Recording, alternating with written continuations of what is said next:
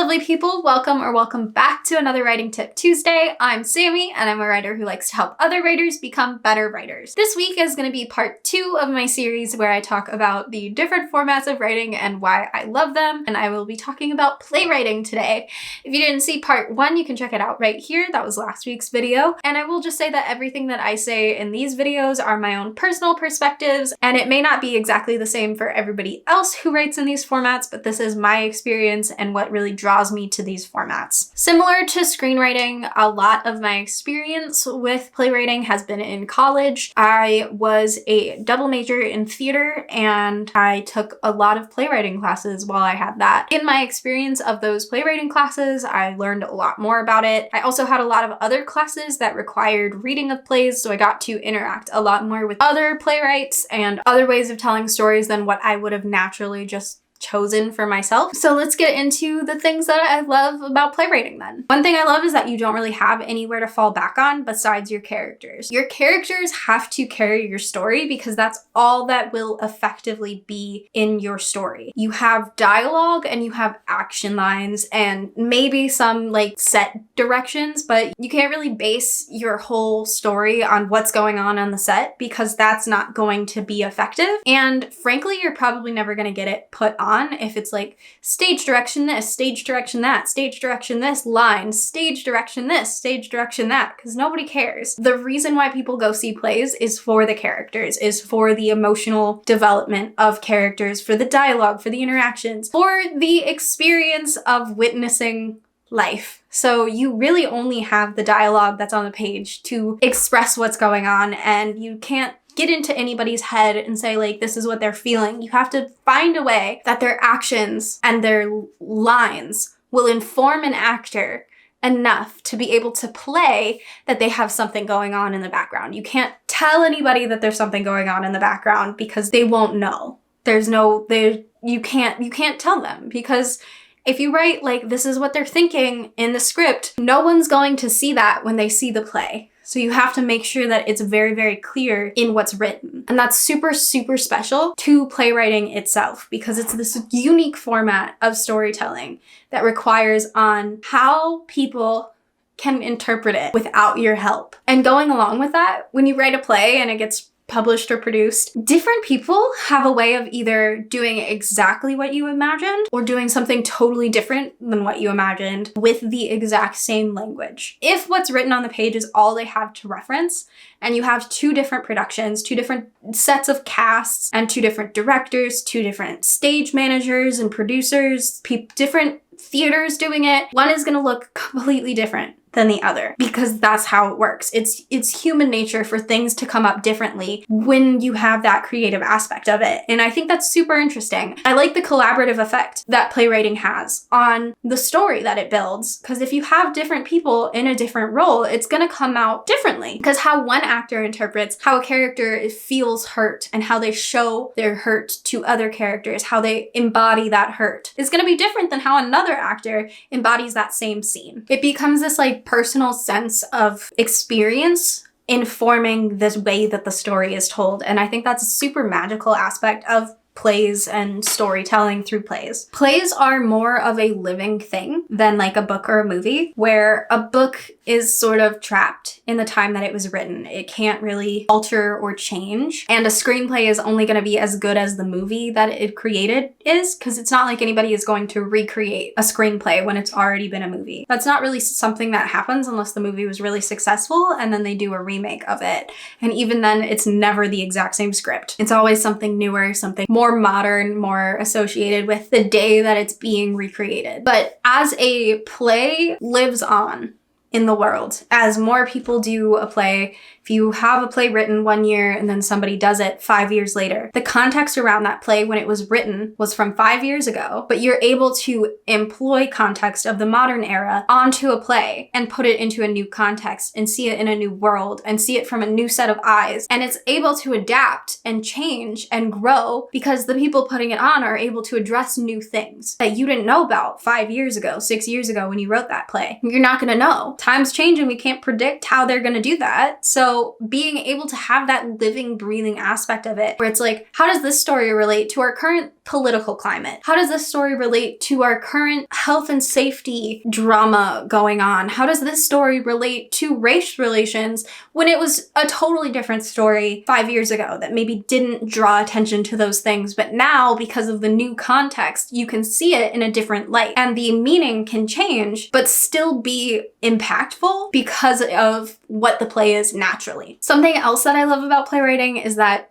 pretty much anything is possible, even if it's not possible in the way that it feels like it's possible. You know, like you can write pretty much anything into the stage directions of a play. You could write that the walls of the theater fall down and the audience rumbles into chaos. Clearly that's not actually going to happen. No theater is going to let their walls fall onto their audience and cause chaos. But you can bet your butt that any production crew doing that show will do what is possible for them to create a feeling of the theater's walls falling down and chaos ensuing in the audience. The audience is just going to witness. They aren't going to feel the chaos. They aren't going to be fueling the chaos. They aren't going to be the chaos. They are going to know this part of the story because it's something that you felt was important to put into the play, into the stage directions. The walls of the theater come down and chaos ensues. Whatever that means to the theater putting it on, it's never going to mean actually that the walls fall down. But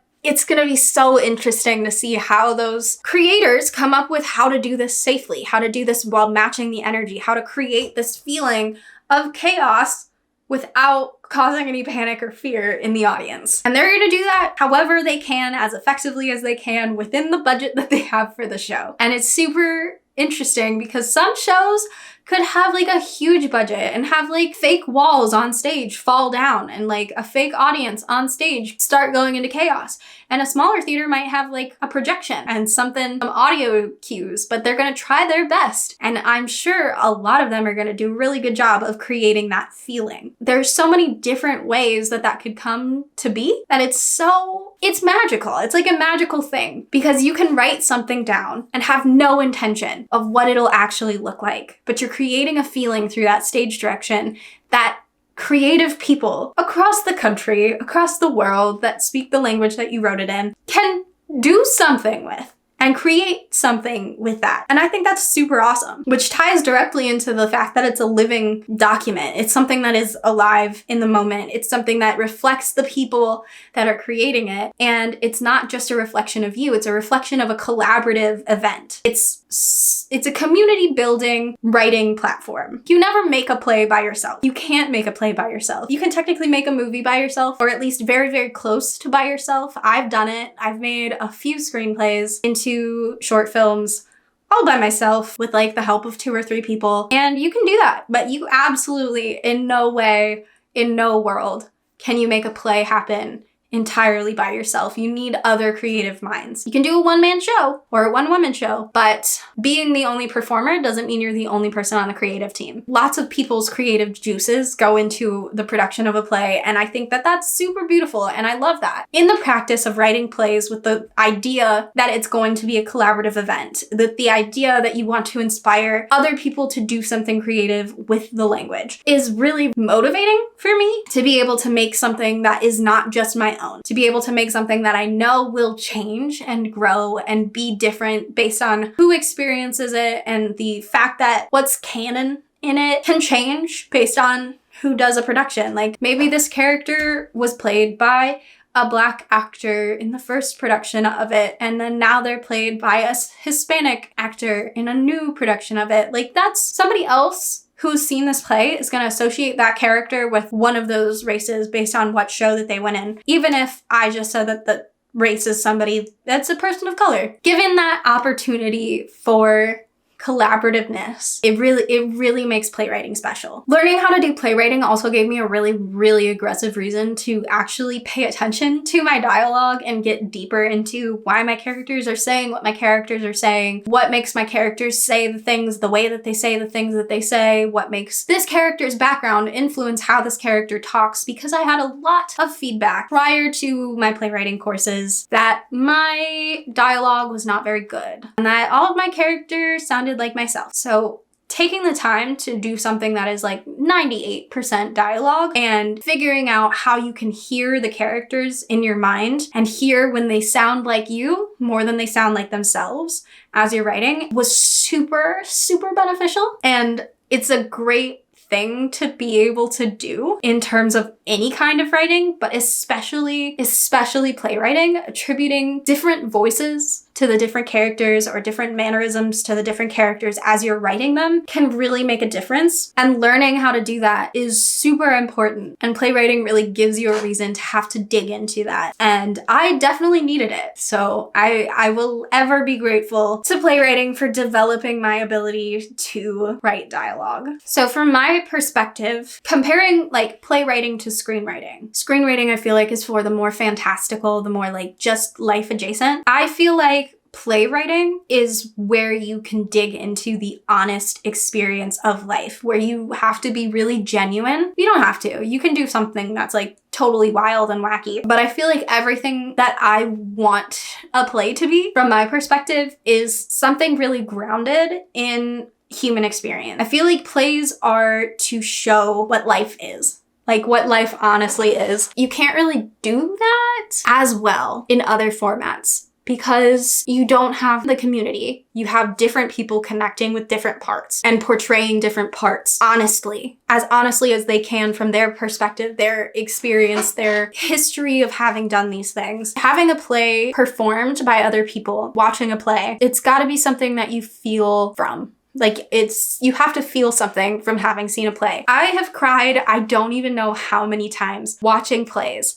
that I've read. I've read them on the page, read them, no emotional response, but having that human connection, there's a real live person in front of you experiencing these things genuinely. You get to have that empathetic moment with them. So I feel like for me, plays are a place for a human experience, somewhere that it is important to have reality tied tightly together with it. Even when a play is like a comedy, I feel like it has to have some kind of human impact, where if somebody doesn't have the same history as the characters, it has to have some kind of impact on a viewer. And I like the purpose behind playwriting. And I think there's absolutely the chance that that purpose behind it is assigned entirely by me, and that's not something that other people experience with plays or playwriting. They might just tell a story because it's a fun story to tell, but I feel like having that genuine human connection to it really adds something to the entire experience. There's something that connects people watching a play in a live theater to the actors. There's like this intangible energy that happens, and I think you should use it to tell somebody something true. Whether that's something true boxed into a fun little comedy, fictional story based on fictional characters, you should tell something true. It's like the acting principle of living honestly under false pretenses. I think your play should have some honesty boxed into a false setting. Something true about the human experience. That's what I believe plays have. Well-acted plays, well-written plays, I believe that that's something that they should all have. On a much lighter note though, when you're a playwright and somebody at a theater is putting on your play and then you go and you see the show, and like if the cast doesn't know that you're gonna be there, but then you show up and you're like, hi, I'm here to see the show. I'm really excited to see what they did with my show. And then you go and you talk to the cast afterwards, everybody freaks out. They're like, oh my God, you're here. What did you think? Did we do a good job? I just like think the concept of being able to do that would be amazing. Like just show up to a play and be like, hi, yeah, I'm the playwright. I would love to talk to the cast afterwards. Like, oh my God. Like you feel like a celebrity, but to a very, very small group of people. It's niche. It's niche as well, but like you don't have to be like, I'm like a face, you know, but like people would get excited to have you in their presence. I think that would be cool. I'm more closely associated with playwriting today because I am currently reviewing a play, and like just my general life, I am more closely associated with plays than I used to be. So whereas like a few years ago, I was really, really well acquainted with screenwriting, right now I'm really, really well acquainted with playwriting and plays and reading plays and interacting with plays. So that's like something that's on my mind. And I intend to use that momentum to just like keep me going, because why not take the energy that is surrounding you and put it into something creative that you can suss out. I would love to be working on a book right now, but that's just not what the energy around me is influencing. Instead of working against the current that I'm in, I'm just gonna swim with it and see how far that takes me. Because staying in one spot while working really, really hard is not the best, but having the momentum surrounding you to just keep you going is really, really nice. But that is all that I've got for you today on playwriting. I hope you enjoyed this video. Again, if you haven't seen the first video on screenwriting, you can check that out. I'm gonna put this into a playlist. Next week, I will be back for part 3. This is gonna be my last part. I'm gonna talk about narrative writing, covering like both short stories and like books format. Have you ever written a play? What is your experience of plays? Do you feel like that my whole like live theater should have that human connection thing is something you never experienced? Because I would love to know. I know it's my personal experience that it's something that is really, really important to me, that it has that connection. But if other people have experienced like being in plays and like having that connection, but without, I don't know, like what's your experience of plays? Have you ever written plays? Just talk to me. Let's think this through together. So I will be back on Saturday for a story study, and then again on Tuesday with part 3, the final part of this little mini series on narrative writing. So I will see you guys on Saturday.